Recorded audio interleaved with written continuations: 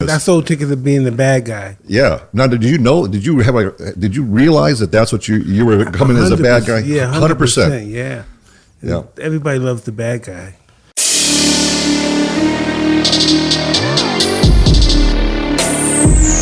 business outlaws. You know that we winning. You know that we're winning. We fight for the cause. We fight for the cause. A circle of winners. A circle of winners. We're business outlaws. We're business outlaws. You know that we winning. We fight for the cause. A circle of winners. We're business outlaws. We're business outlaws. We're business outlaws. Welcome everybody to Business Outlaws. Our guest today, we're pretty excited, aren't we, Michael? Yes, we are. Is the greatest professional boxer of all time, in my opinion. Man. In my opinion. Okay. Who competed for over 20 years. He is known to be the youngest undisputed world heavyweight champion and holds the record as the youngest boxer to win a heavyweight title at 20 years old. In 1986, he won the World Boxing Council title after stopping Trevor Berbick in the second round. He then added the World Boxing Association and International Boxing Federation title in 87. But everybody knows Mr. Tyson, Mike Tyson. Please give him a round of applause. Yes. Thank you. And so, Mike, the premise of this show is Big Mike and I were hanging out. We've been friends for a long time, and we were having a conversation in his backyard and just talking about life and business and things. And we're like, man, people don't really tell you the truth about this sort of stuff, the stuff we talk about. And wouldn't it be fun if we could go back in time and tell the 24-year-old self, our 24-year-old self, the truth, the things that nobody else will tell you, kind of a thing. And so that's kind of been the premise of this show, is telling the younger kids and younger generation how it really works. There's an idealized version that everybody puts out there. You're aware that some people, yes, will not listen to you. Oh, yeah, most won't. No. Yeah, you can give them the recipe, but they won't. So that's kind of the premise of this is, So my first question is, because we're talking to millennials mostly, and they think there's an easy button to life. And I want to hear what does it take to be a champion? It's basically, Mike, you just got to dedicate your whole life to your goal. Whatever goal you want to accomplish, you just got to dedicate your whole life to it. I've been doing this since I was 12 years old, and that's my dedication. So let's talk about it. 12 years old. Like, what are you doing you start your career, I guess, at 12 years old, yeah, right? 12 years old, I meet this older man named Custemato. Yep. And he starts teaching me how to box. So when I come to this place, I see this old white guy, and I said, what is he going to teach me about fighting? And later I find out I didn't know anything. And he took me, and my mother had passed away. He had adopted me. Mm-hmm. And then we went on this tour and becoming the champion. So what was your typical day? Let's say at 12, 13, 14 years old. What was your typical day like then? And then let's bring that up to like 24, 25. And like, how does that all work? Like, what do you have to do? What's the kind of commitment and mindset? It never changed from 13 to 30. It never really? changed, no. You get up at 3:30 in the morning, you start running. Wait, every morning you got up at 3:30 in the morning? Yes. Okay. So you go at 3:30, you come back home, you get into your hot bath. You got to get into a hot bath, especially if you're cutting weight, you get into the hot tub. Wait, hang on. You said 3:30. What do you do at 4 o'clock? What are you doing at 5? What are you doing at 6? Getting in the hot tub. Oh, first thing you do at 3:30 is you get in the hot tub? No, I run after I finish running. Okay. And get into the hot tub. How far do you run? What would you eat in the morning? 4 miles. Excuse me? 4 miles? What would you eat? You have breakfast or anything? Or what do you usually eat? I was running no food, an empty stomach. Empty stomach? Yeah. And then you do that, and then after that, you did the hot tub, and then what came next? Then we ate, and after that, I went to school. And then after school, what'd you do? I came to the gym. Wow. And how long would you stay in the gym for after school? Around 3 hours. For 3 hours? And when you got older, did that routine change at all? Because now you're what, 18 years old? You're no longer in school. You're a professional boxer. What did that training day look like? It was the same thing. Exactly. It was constantly training. But instead of school, you're in the gym that whole time? In the gym, yes. And what would you do what would you do? Would you study films and I watched a lot of films before I went to bed, but most of the time it would be sparring. I sparred a lot. I did a lot of contact fighting. A lot of contact fighting. When you watch these films and videos of other boxers, how much time would you spend doing that? I would do that for a couple of hours a night. Couple hours a night. So you're studying. You're working your ass off physically, and then you're studying for another 2 hours. Yeah, so I'm studying older fighters. Yes, study. It's still studying. Like you're looking at the old fighters, what they're doing, what you can take with and what you don't want to. It's that is a commitment. And anyone who's listening here, if you think that you're going to be successful and it's going to be an easy ride, it's going to be one of the toughest rides in your life to be a champion or to be top of your game. And you can't get discouraged. Excuse me. You can't get discouraged if you lose or something happens. Hard times come across to everybody. So when you go through difficult times, you just got to suck it up. Just keep going. So what did all that training and that discipline, what did it teach you that you brought into your business life and your personal life? My dedication. Like, what do you tell your kids? Like, what advice? Because that's a huge price to pay. My kids are a lot different than I was. Sure. They have food to eat. They have nice house. So if they don't do good in the gym, they're gonna Doesn't go matter. home to a nice home. Yeah. Yeah. That was different with us. You have to win. Every time you win, the step getting out of the hood. In a lot of ways, like, you're self-made. Like, right? Like, Mike and I are both self-made, but you're self-made. Like, you put it on your back and you made it happen. Well, I'm self-made, but someone helped me. Somebody guided Yeah, me. well, sure. You're mentored. Yeah. All of us were. Like Chris has mentored. I've been mentored. You've been mentored. That's one of the keys to success. Every day in the world, I have somebody to believe in you. Because I was very insecure at one time, believe it or not. Sure, of course. I was a real Yeah, I insecure believe kid. And even talking about this guy, I know. It's it's okay. really difficult. You're in the same We're, place here. we're still insecure sometimes. I understand. We're definitely. But that's the stuff nobody talks about. Nobody comes out and says that that it's not easy. When did you believe in yourself? There has to be a certain time in your training between 13 and winning the world championship that you one day you go, fuck, I am good. Like I'm going to kill these I'm people. when I get 15. ring. When you're 15, tell us about that moment. What happened? I won the world title as amateur. And so, like, what was it after the fight, during the fight? You step in the ring, like, put us in that mindset, that moment where you just that moment of clarity where it just went, fuck. I said I could take this all the way and be the best ever. Yep. Did it make you work harder? Absolutely. Then you really dug in? Absolutely. And you have your little goals. You want to go here. You want to win this. You want to win this. You get this. You want to win this. And it goes all the way to the belt. When you're watching film, because we've watched a lot of interviews about you talking, and one of the things that you said in an interview was that some of the boxers that you would watch and study didn't always have the best record, but they were entertaining and they were exciting to watch. How much of boxing and how early on did you understand that there was a marketing aspect and an entertainment aspect to the game? Well, boxing is show business, and and it doesn't necessarily mean if you to be the greatest fighter. There's many fighters that were the greatest fighters, but they weren't fancy, they weren't flashy, they were really dull. But they kept winning. But people didn't like to watch them fight. Mm-hmm. Then you get a guy like Joe Gotti. He goes in there, he gets beaten all the time, but he's very exciting when he loses. People want to see excitement. So I was a very exciting fighter. So you diagnosed that at a young age, that there was a difference between the two, and you realized it wasn't just boxing, it was entertainment and show You have to have business. a lot of attitude, too. well, look at Muhammad Ali. He was the one who, he was the the first, the best. Like he was, not just boxing, but just selling tickets and showing and getting people riled up and wanting to come and see the event. So there is a lot of show business. I sold tickets of being the bad guy. Yeah. Now, did you realize that that's what you were coming as a bad guy? Yeah, 100%. Yeah. Yeah. Everybody loves the bad guy. Mike and I have talked about this. Big Mike and I, sorry, two Mikes. That's right. Big Mike and I have talked about this, where it becomes an alter ego, where you create an alter ego and then you kind of live up to that alter ego.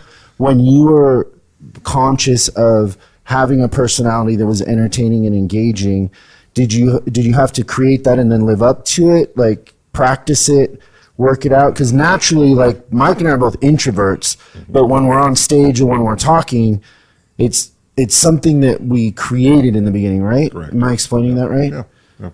No, I created who I am. I am Mike Tyson.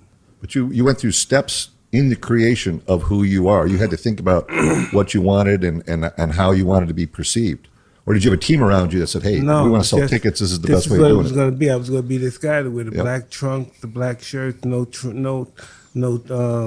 robe. Just be the hard ass.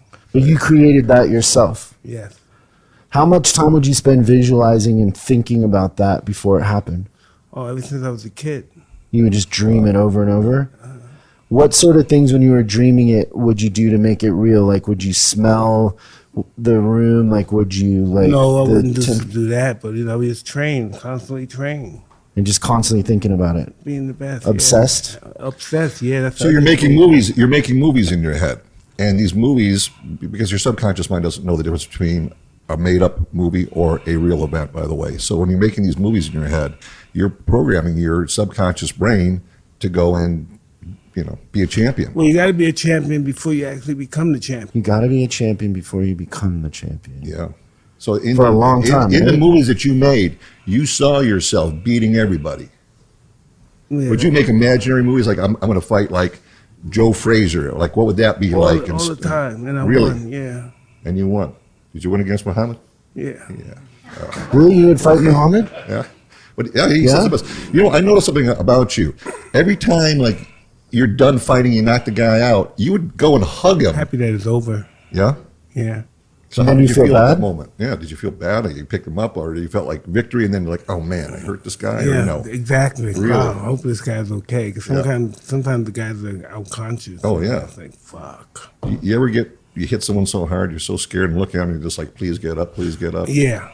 Really? Most of your fights? No, just a couple of fights. You hit the guy, you just whoa. That guy got hit a little bit too hard. The way he fell, he didn't move, and I said, oh shit. Wow. It's crazy. is. Okay, so this is the only show that we know of that we have a bud tender and we have a bartender. And so I'm going to ask the bud tender to come over and They Hey, giving me. I want, We're gonna I want, ginger ale. yeah, I want We're gonna Tyson's try Tyson Tyson stuff. Ranch Sativa. We got it in the so this is Screwy Louie. He's our bartender. Philadelphia. Tell us what it is, Screwy. It's his strain. It's a jelly bean. It's a sativa. It's Tyson Ranch.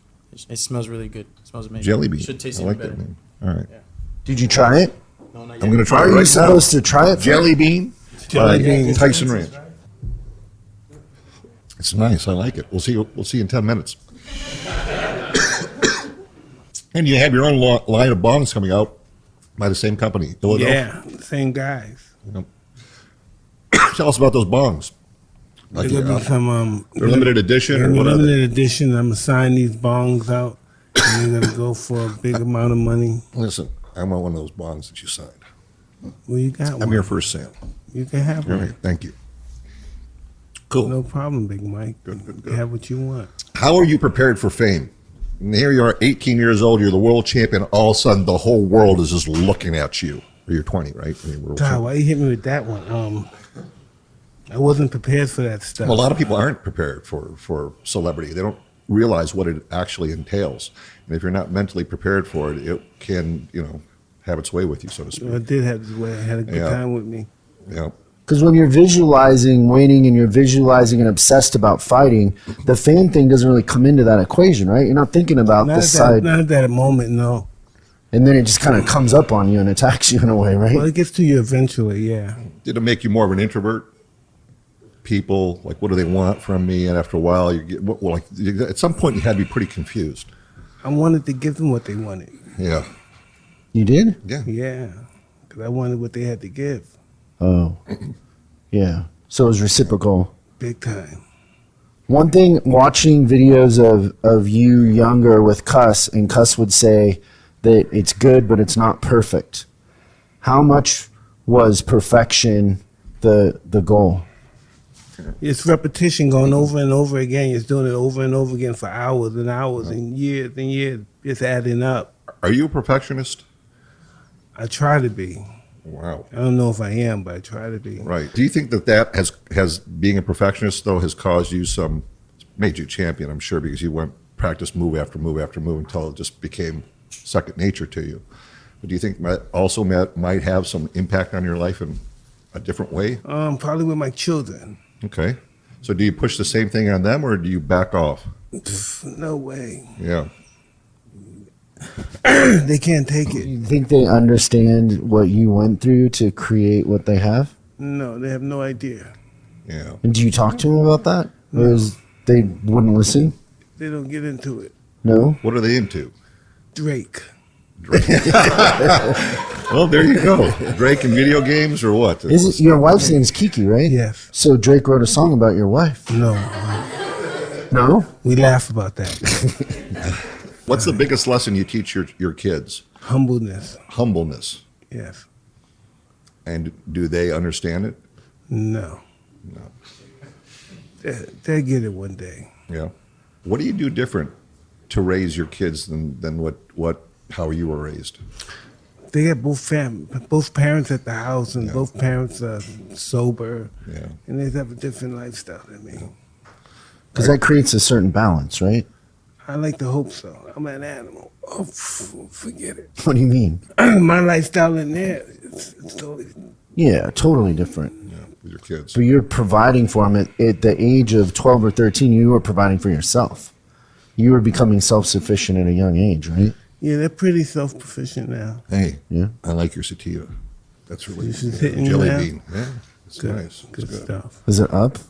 Oh, yeah. You gotta stay up it with is. sativa. Sativa keeps you up, dude. What about spirituality? I'm a Muslim, yeah. How at what age did you kind of figure out spirituality or have some sort of sense I of don't it? know. I'm kind of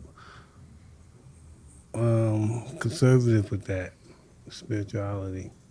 I don't throw it in everybody's face. Yeah, it's your personal Yeah, thing. pretty much so. Yeah. But at what age? Would it have helped you earlier on to embrace that? I guess maybe is a better question. That's just who I am. That's who I discovered and who I became. You believe in giving back because you have a charity. Yes. Mike Tyson Cares. Tell me about that. Yeah. It's a charity that we put together for people that are just in combative with their mate or something, like they're kicked out of their house. They can't go back in, and this is really what's going on out there. Oh, And yeah. they become homeless, and so we have shelters for them as well That's really great. How long have you been doing that this for? for at least 6 years. Good. What made you decide to do that? Because- My wife, Your wife? yes. When you actually did it, how did it make you feel? I never knew it was the problem that was going on, that there are people that just was terrified of going home. I didn't deal with that life, it was just hard stuff for us. never been able to go home before. Did you ever do charity work before this? No, that was my first time. So when you did this, I'm pretty sure something happened to you when you did that. Did you feel some kind of something different about yourself after? Why are you did trying to get into my feelings? that? Because I'm trying because I Yes, started. you guys are trying to get I'll into tell you my why. feelings ever since we started. Yeah, well, because I started Holiday Heroes. I started charity, and I know I never went to any charity. I thought it was bullshit, and then I actually did it, and it changed my life. It's just like wow, it made a big impact. So the thing was, you can hear about it, and I tell people go out and do a charity. Just do it because it will make a difference in your life. Yeah, we helped a lot of people. Yeah. So I know the feeling I got, and so I just wanted to see if it was exactly the same as what you got. It was a good feeling. Yeah, it is. It's a great feeling. Yeah, and it's a feeling that you can't describe and how it makes you feel because you're just these chemicals are being released in your brain. It And feels he's trying to really, prevent really from good. crying. Oh, I know. Oh, I cry all the time Yeah, about yeah, I start talking crying, about that stuff. yeah. Well, we can cry together. It's all right. I don't feel like No, crying I do. today. It's all right. You almost got me earlier, though. I'm not trying to make you cry. we're not trying to. No, I'm just trying to get information. We're just trying to get the We're wisdom. trying to ask questions like You got a lot of wisdom. We watch a lot of your interviews, and we You're want to ask trying to different get questions. a tear. We are not Barbara Walters. If you have a tear, I'll have a tear. I can tell you that right now. You know. Cool. No, but you have a lot of wisdom. We're just trying to get your wisdom out. You do. have a lifetime of experience. You that's have a priceless. huge opportunity of influence a lot of young kids. You've paid to a do price. the right thing, and you paid the price. And we want to talk Yeah. about that because most people don't. They think won't it's pay nice and it. easy. They think there's an easy button. Oh, Mike Tyson, yeah, he's a champion. I'm going to be that.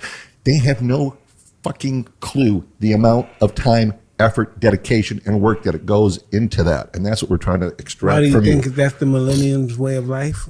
Well, no, they think they think there's an easy button. The Looking Z-Gen's a for little bit different. magic pill. They think there's a magic pill and this and that, and Don't you think there that they isn't. think that? I don't know. What It's called they think. entitlement. I was telling you earlier, I know they like Drake. Yeah. Fair enough. So, at an early age, Mike, you learned the peekaboo style. Yes. Is there anything about that system that later on you applied to business, your business life, or acting, or all the other things that you've done? Was there a foundation in that system that you part of the mindset or the strategy that you kept with you? Well, the mindset that I'm confident I was always going to get my roles. So confidence? Yeah, I was very confident I was going to get my roles. Speaking about roles, you're an actor in China. Yeah, I've acted before. Yeah, what tell us about that? Like most Americans have no idea that you go to other countries and you actually are an actor. Yeah, I went to China and I Yeah. did a movie with Danny Young called Ip Man 3. Oh, okay. How'd that go for you? It was a really good movie and they paid me a lot of money. Are you going to do another one? How'd you like acting? I like acting a lot, yeah. Yeah. Do you study acting the same way you did boxing? Do you study other actors? Periodically, yes. Who do you think is, good at it that you admire and watch? Why do you want to know? Just curious. Just curious how you Because process it our and what your audience wants to system know. is. Yeah. People are curious. Yeah, I like Denzel Washington, Christian Bale, Jamie Foxx. They're pretty cool actors. Jamie played you in a movie, right? No, he's about to play. He's the going to? movie, Yeah. Is that does that feel weird, or Yeah, it's kind of weird. what have you learned from that? Like, does Jamie ask you a lot of questions and try to become you? And He's just starting. He's just starting to talk to me about this stuff. do you learn about acting through him trying to be you? No. Because he's an amazing actor. Like, He's he can incredible. become different people in a crazy way. Like how he became Ray Charles, and he just So what do you think he could become me? I've seen his impression of you, and if you helped him, I think he could. What do you think, Mike? Yeah.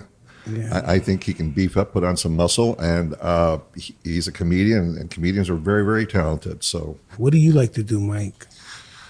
man, I I studied. got an opinion about you, but what do you like to do? What do you Oh wait, let's hear the opinion. So hang out for a second. So I like to study. People are What do you really study? shocked about what I You study people, their anatomies. What do you study? I do study people. I study, behavioral psychology, clinical psychology, marketing, sales. So what kind of people with behavior would associate with you? My closest friends, I picked them very, very carefully, and I only have probably less than a handful. Oh, that's pretty cool. Well, you know why they have 6 handles on a coffin? Why is that? Because you're a lucky man if you have that many true friends at the end of your life. Oh, yeah, I guess so. How about you? How many close, tight friends do you really have? Not many at all. Yeah, that's how it usually is. You So know? what do you like to do? You like to travel? So I see you on the Yeah, I travel. the internet. You travel, you smoke weed. A lot of stuff. I just got you back have from beautiful women around you. I all the just got time. back from Stockholm, Sweden. So tell me, what are you doing with that? You just came back from. I went there for Denmark. a Halloween party, and I went to Iceland to look at cheap electrical power, see what the hell's going on there. Cold out there, isn't it? Fuck yeah, it was cold. Yeah, I've been to Oslo. He went to some crazy Halloween party that you had to fly a helicopter to in the middle of nowhere. I guess I actually flew it. It's Augusta 109. So yeah, I like to travel, experiences, and study. We also have the famous Matt Viamonte. Matt keeps everybody in shape. He does. I had no idea boxing was so technical. You know, you watch it on TV, then you start taking lessons. It's like, oh, all these little things and counter moves and stuff. And And you got to do all that stuff while somebody's trying to punch you in the face. yeah, I know. It's even That's the harder. great equalizer. Yeah. My mentor was Angelo Dundee, and for Mike's fight with Trevor Berbick, they hired Angelo because Angelo was always known to talk fighters into doing what they normally couldn't do. So they figured that they'd hire Angelo to work the corner for Trevor Berbick. They gave him like 2 weeks. So I said, well, how did that go, Angelo? And then Angelo tells me, he says, man, he goes, they could have had God talking to him that day in the corner. He wasn't going to beat Mike Tyson. But they honestly hired Angelo just to work the corner and to try to talk Trevor Berbick into winning the fight. And Angelo's like, there was no way in hell that anybody was going to talk Trevor Berbick into winning that fight. And so that's how that went. Yeah, that's so funny. I hardly ever see a fight guy, and you're a fight guy. Yeah. You just never see him around. Yeah, no, I'm a big fight guy, man. Mike and I were on the same card. His last fight, I had it with my first time working a championship fight as chief corner, and I lost. We had a girl that fought Layla Ali, a girl named Erin Tohill, and later on I finally got my first world champion. But this guy's one of my guys I studied on a constant basis, like Thank you very much. watching film. I don't know if you've seen the new Jason Bourne, but I also trained Matt Damon. And the last fight scene we did, him and I studied a lot of your fight tapes, and we made sure that your combos were in the last fight scene of the last Jason Bourne. But thanks. Thank you very much. Yeah, so I don't know if you knew that either, but it's just great to be here with you, man. And Very grateful. Thank yeah. you. And one question I had was, because I'm a boxing historian too, and I know you're really tight with Jimmy Jacobs, and he was such a great businessman. What did you learn from Jimmy that you took into what you do with business now? Jimmy was always about getting the most money and doing the less work. And Henry Armstrong was another one of my favorites too. Yeah, he was. You have some remarkable fighters you're talking about. Yeah, I believe it was he held.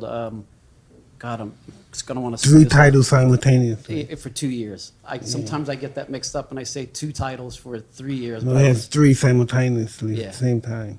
How many businesses do you have right now, Mike? Well, I have Too many quite to a few. count. Yeah, What are the bigger ones or the ones that are working for you? my cannabis business. Yeah, my cannabis. My bong business, my soda business, my water business. What's the water? Huh? Water? Yes, Yeah, CBD Bottled water. CBD water? yes. Let's talk about your cannabis business. What is it? What's the name of it? It's called Tyson Ranch, Tyson Ranch. Yes. And where's it located? and it's located. It depends. Where it's right in El Segundo, Oh, good. Okay. a few miles from the airport. All right. And you've got your products here. You've got hybrids. Yes, I'm so happy that you liked it as well. Yeah. Tell me now, who are these people in here? There's an audience. We have an audience here. A bunch of people in here. It's the big show. Yeah. Where do they come from? Yeah. You guys work here? You guys work here, huh? Some do, some don't. Like we have team members in here too, but mostly public. So listen, we have Rick Ross' son in the house. Yes, we do. That's pretty interesting. What was that I know. like being Rick Ross' son? You got a lot of toys, didn't you? Said to answer your question, I had a few toys, Yeah, I'm but sure. not a lot. You know, Nah. kids. No, you had a lot. Everything. You had a lot. Nah, Oh. I lost them all. Moving. My mom took me on the move, But you had them. but I lost it all. Yeah, it's better than once to have to never have it all. We got some new toys.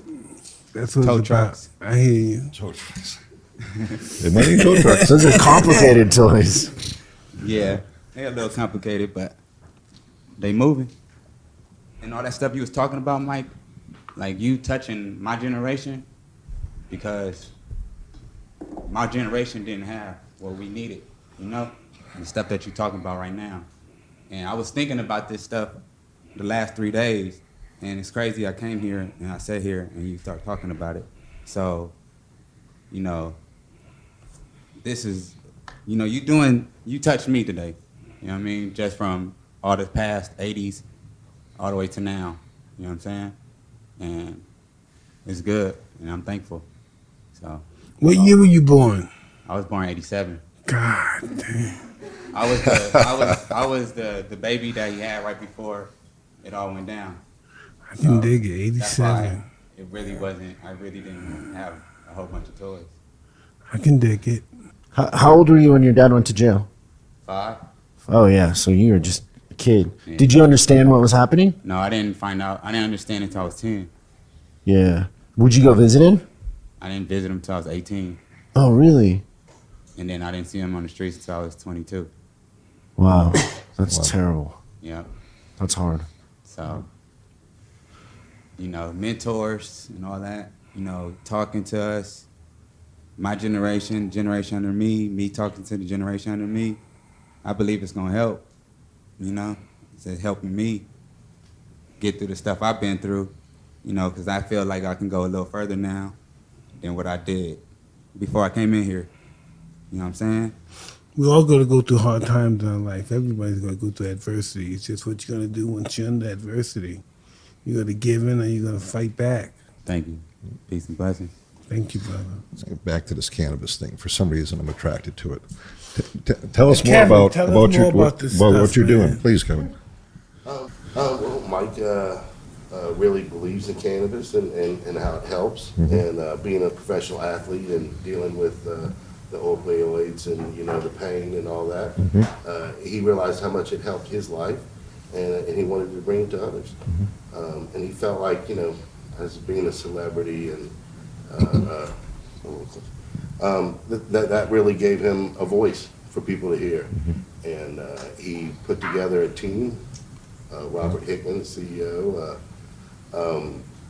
and made it what I consider the best team in cannabis. Yeah. He has a unique take on it. He's focused on CBD and brand. He has 400 acres that he's 400 acres. 400 acres with I-10 running through it in Palm Springs. Yep. He's doing CBD in West Virginia, Nashville, Tennessee, and looking to expand into California right now on extraction. Yep. He has a joint venture that's going to make him one of the largest extractors in the world, if not the world. for a Congratulations. CBD product. He has a water line that you had mentioned. It's Yep. called Chill Water that's Chill coming Water, out. yep. And Okay. we are excited when that comes out. We're thinking first quarter next year. Okay. You see his flower right there, but he also has all of his wax lines coming out. The And he's oil. doing I'm not sure if you're familiar with Blue River and their Yeah, sure. concentrate. Yeah. He's got a joint venture with Blue River. Also Eladelph, which we were talking about with the bongs. He has bought Sheldon Black, which is another glass line. Oh, you bought Sheldon Black? Yes, I did. And Grunge. That's a good buy. Yeah. I don't know what you paid for it, but that's a He's good still move. running it. Sheldon's getting older, and he felt like he really, and Yeah. Richard, I guess is his real name, Sheldon is. But yeah, he bought that Yeah. with Grunge off, and has a hybrid store coming out first quarter. Great. Again, working the peripherals, and I believe the ink's dry. You're going to have a hydroponic store, so he's going to be selling advanced nutrients there. Big time. Certainly. Good man. Can't have hydro store without advanced nutrients. And also, I believe the ink's dry on his insurance deal. So Tyson now sells wait. cannabis insurance.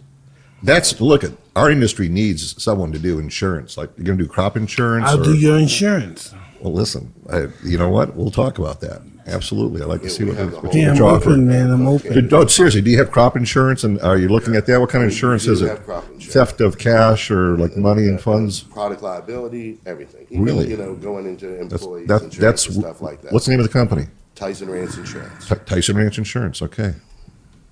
Great. What else? The gamut goes on. I know. You're here. You got the microphone. Use it. He's also, we're doing a festival called the Kind Festival out on that property. Oh, really? Which we think today's youth is looking to grab hold of their own. Like last generation was Coachella. Yep. And we're doing a Kind Festival. I think it's in February, the first one. And we just signed our major artist. I don't think I can say it yet. Okay. But All right. so that'll be coming. All right. And stay tuned. All right. Well, that's exciting. That's a lot. A lot, yeah. So how does that make you feel? You got all this stuff going in cannabis, and Also got a podcast. Yeah. well, yeah, I'm going to be on your show tomorrow. Yeah, I'm Tell us looking about that one. See, I'm Tell looking us about forward. your I'm looking show. forward to the podcast Yeah. because I can ask you questions. Damn right. I'm not able to ask you questions today. You ask a few. It's okay. Okay, cool. How do you think that social media changes people's perception? Because nobody puts up you sitting reading a book on social media because it's boring, or you studying or praying or whatever. And so it's always the idealized version of how we look, this dream life. But most of the time, we don't show the hard work. We're just pretty much polarized people. We want to see some wild, bizarre stuff. Yeah.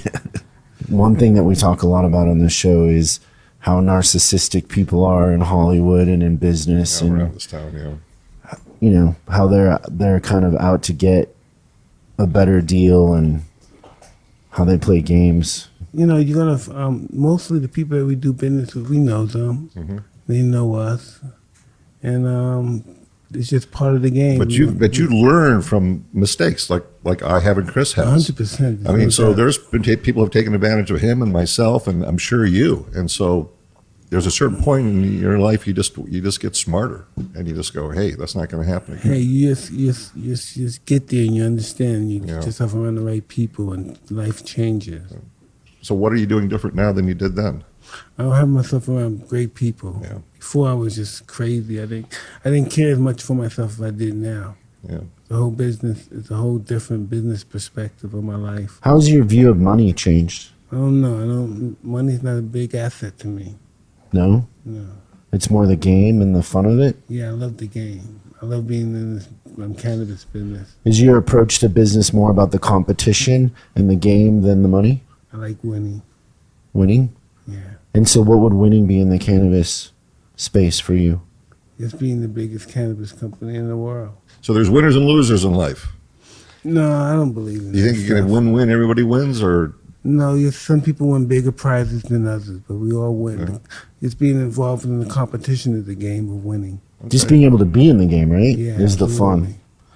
That it would be more torture not to be able to play in the game than to win. I think. yeah? Even losing sometimes. Because you a lot of lose. times, they give out to kids now these everybody wins. You got a trophy. There's no winners and losers. It's how you play the game. And I can tell you, in life, there's winners or losers, winners and losers. Absolutely. But But you said it though. You said I like winning. Like there's nothing wrong with that. I like winning too. I'm programmed to win. but you come that way. You become that way from losing. You want to win because you don't like the way of losing anyway. Right. Losing sucks, It does. but you can learn from it. Yeah. What did you learn from loss? That you can rebound from loss. Yeah.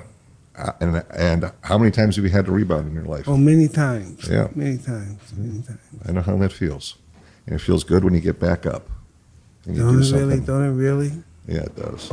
It does. It does. It does. Like when you go into a business deal or into a new endeavor, do you build in your mind that there's going to be failure, and so you don't set yourself up to be entitled to have it be easy? Because I feel like sometimes people go into ventures and they feel entitled that it should be easy, and when we do it, we know we're going to fail at stuff. I never feel it's going to be easy, but I'm going to stay in there for the fight. I'm going to be in it to every moment, for the Yeah. drip, to every last moment of that fight.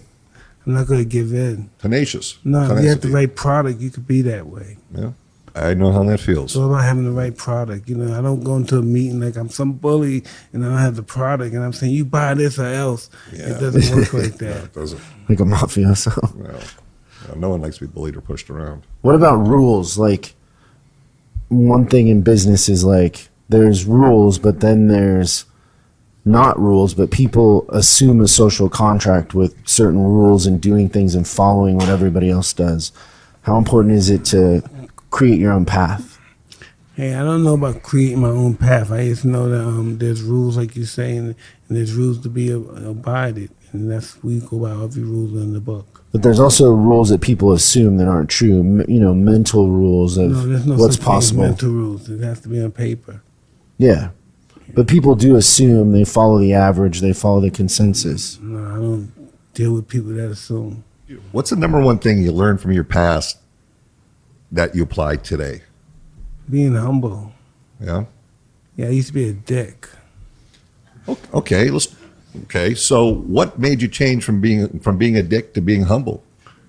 Like I'm dead serious about this question. Like there was a mental shift that happened, and what was that? I just wanted to stop. Did you read a book, find some information about yourself or anything? No, I just wanted to live a different life. And then you just one day and that's it. You said, this is the path that I'm taking. Yeah. So be humble. What else could you tell them? Number one, be humble. Yeah. Because you're not humble in this world, this world will thrust humbleness upon you. Yeah. Dedication, discipline. Discipline comes to be number one. Yeah. We got any questions in the audience out there? Once you started to box, did you think of trying another sport, or was boxing the only one that you wanted to master? Wow, that's interesting. I only wanted to fight. I didn't want to do anything else. That's all I ever wanted to do. Or why'd you only want to fight? That's all I ever wanted to do. Okay. I just never wanted to do anything else. Was there a time though where you just decided one day you wanted to learn to fight? No, that's the only sport I ever tried out before. Oh, really? Yeah, I never tried any sports before. So, basketball, baseball, and Never that stuff. did that. No. By the way, what is it like to have a tiger stare you in the face and have it as a pet? It's pretty cool. Like, tell me about that. Like, did you ever were you ever nervous with this animal looking No, I at had you? to- Like, I they're always- predators, man. They're like deadly predators. No, but I had to ever since they were little cubs. Yeah, So when yeah. they get bigger, They just big think you're cat. they know just think you? you're still. Yeah, there's big cat. They ever looked at you like you were a meal? No. You never got that vibe. Never ever. Wow. You're never nervous, Never, ever. never. How many were they? Tigers or what were they? I had one lion. There were 3 tigers and 1 lion. 3 tigers and 1 lion. Yeah. And what kind of tigers did you have? Bengal tigers or like? White tigers. Ooh, wow. And what about the lion? Was that a white lion too? No, it was just a big natural. Was that a male lion? Yeah, Holy shit! How big did it get? 300 pounds. 300 pounds. Yeah, that's small compared to the tigers. How big do they get? They get like 600 pounds. Jeez. Oh, wait, so you had a 600-pound animal? You're like, what'd you do, like wrestle with him? You ever Sleep box with with him? Yeah, You did? yeah. How thick are their skulls? Oh, listen, I couldn't hurt them if I tried. Oh, really? Yeah, So they like to play rough, though. And they play with you, but they can kill you in 3 seconds. yeah, I know. So what are you doing here? You're like slapping around going, I hope this motherfucker don't fucking put the claws out. I had them No? since they were babies. They're not gonna Okay, do no, that. they're not all right. You can even train them with dogs if you have the dogs, Oh, yeah. puppies, and have the cats Yeah. and cubs. You can train them together. Yeah. And they'll be friends forever. Yeah, forever. Question over here. Yeah, Mike, what do you feel is the number one quality that boxing taught you? To handle disappointments. What? Oh, Handle disappointments. handle disappointments. Yeah. Okay. What did you learn from how to handle disappointments? Because sometimes you can go into a pretty big funk if something happens, right? So Yeah, you have a mental state that, Well, you can handle those disappointments, but you can always try again. yes, You never give up. correct. But some disappointments just crush people wholeheartedly. It's give up wholeheartedly once they run into a disappointment situation. And so you taught yourself, even when you're in that situation. No, I didn't teach myself. I learned. You learned it. I learned. Yeah. Yeah. Ultimately, I see this this drive amongst you all, this insatiable cure. To be quite honest, you guys are kind of crazy because you guys don't stop. So I guess my question is, what's the end goal? Like, what are you striving for? Like, when are you like, no, I've arrived, I'm happy? Never. That would be the don't worst think thing that to ever happen. happened. Yeah. It's a journey and This not a is the destination. disease that the malfunction in our brains. I swear, like, I'm addicted to business. I'm a business addict. That's it. That's my whole world. And so it's always to the next goal, the next challenge, the next goal, the next challenge. And a lot of times I don't. My mistake. I don't slow down and I don't enjoy the moment I'm in and appreciate it because I've already done it a million times in my head. So, but yeah, that's my thing. That's how I'm wired. How are you? Got to keep going. Got to keep going. Yeah. What's the next thing? The next thing. The next thing. You've never stopped, have you? Can't stop. You'll work all the way till the day you Won't die. stop. Yeah, I'm exactly the same way. Like, by the way, if you retire, the average age for a man when they retire, how many years they live after they retire is like 6.4 or something like that.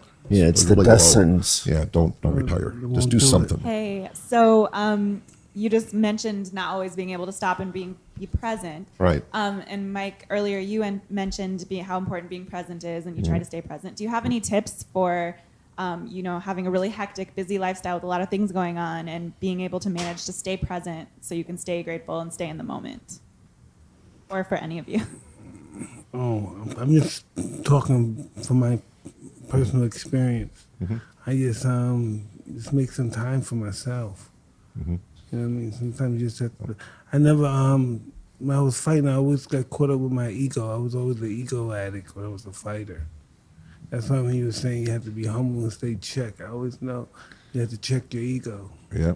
Yeah, I learned that. Check your ego at the door. And then you actually open up to a better life and Really a better incredible- experience really and incredible life. taking in information. Yeah, it's a big shift, by the Really way. good stuff. It is. First, I gotta say, Evan has a very close resemblance to Lou Savarese. I remember Lou Savarese. I'm like, man, he looks like Lou Savarese. But it's kind of directed towards Evan as well. I know you guys are doing a lot of stuff to help out the NFL players, but one of the many reasons why I kind of stopped training fighters was, besides the fighters getting fucked as much as they can by managers and promoters, was the damage that they receive. And I'm wondering if you guys are going to start to do anything to help out those fighters that need help, like with your cannabis. Well, with my organization, Athletes for Care, we are NFL players, NBA players. We've got UFC fighters. Mike is a member. We are Frank Shamrock, Boss Rutan are founding members of the organization as well. So, the getting cannabis recognized as the powerful neuroprotective medicine that it is, crosses all boundaries within sports for athletes, of every type, and men and women as well. So, everything that we're doing is driven towards getting guys and girls, exactly like you mentioned, fighters amateur to pro. You know, everyone deals with this stuff. I mean, there are high school football players out there that suffer a handful of concussions during their time in high school, and you know, they never even get to college, and they're still dealing with those brain injuries they suffered in high school. So, you know, it really is, you know, across the board, it's about getting this plant recognized as the medicine that it is for exactly those injuries, brain injuries, as well as, you know, dealing with addiction to opiates. How would they get in touch with you guys for that? You can head to athletesforcare.org. And then we're also partnered with an organization called Standing United that specifically hits addiction and homelessness, getting resources and education to these people dealing with these issues. So you can head to, I believe it's standingunited.org as well. So athletesforcare.org and Standing United. And I think on the Tyson Ranch website, there might be a button to click through. Thank you for coming on. It was a pleasure. Great job. Hopefully it won't be my last time. No, it won't Thanks. be. No. You want to come back on anytime. Good job. Thanks, everybody.